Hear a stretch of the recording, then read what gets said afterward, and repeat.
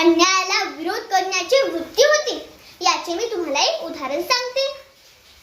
जेव्हा लोकमान्य टिळक बालमित्रांनो, जेव्हा लोकमान्य टिळक शाळेत शिकत असताना गुरुजी वर्गात आले, तेव्हा त्यांनी सर्व मुलांना संत हा शब्द लिहिण्यास सांगितला.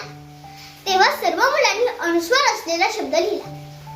पण लोकमान्य टिळकांनी काय केले, त्या संत शब्दाचे 3 प्रकार केले.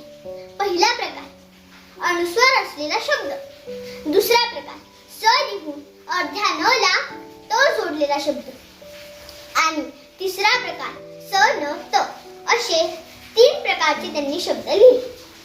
तेव्हा गुरुजींनी ते 3ही शब्द बघितले आणि त्याच्यामध्ये जो पहिला शब्द होता, टिळकांनी जो पहिल्या प्रकारचा शब्द लिहिला होता त्याला बरोबर दिले आणि नंतर जे 2 शब्द होते त्यांना चुकीचे दिले. तेव्हा लोकमान्य टिळकांनी न घाबरता त्यांना विचारले, त्यांना आपले मत मांडले, आपले मत ठामपणे मांडले आणि तेव्हा शेवटी गुरुजींनी 3ही शब्द बरोबर आहे असे सांगितले.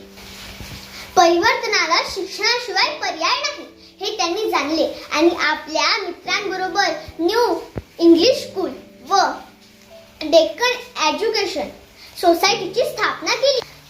लोकमान्य टिळकांचा गणितात व्यासंग होता.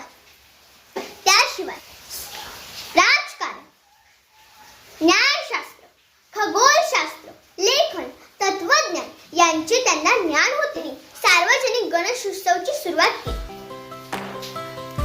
लोकांनी त्यांना लोकमान्य ही पदवी दिली. लोकांनी त्यांना लोकमान्य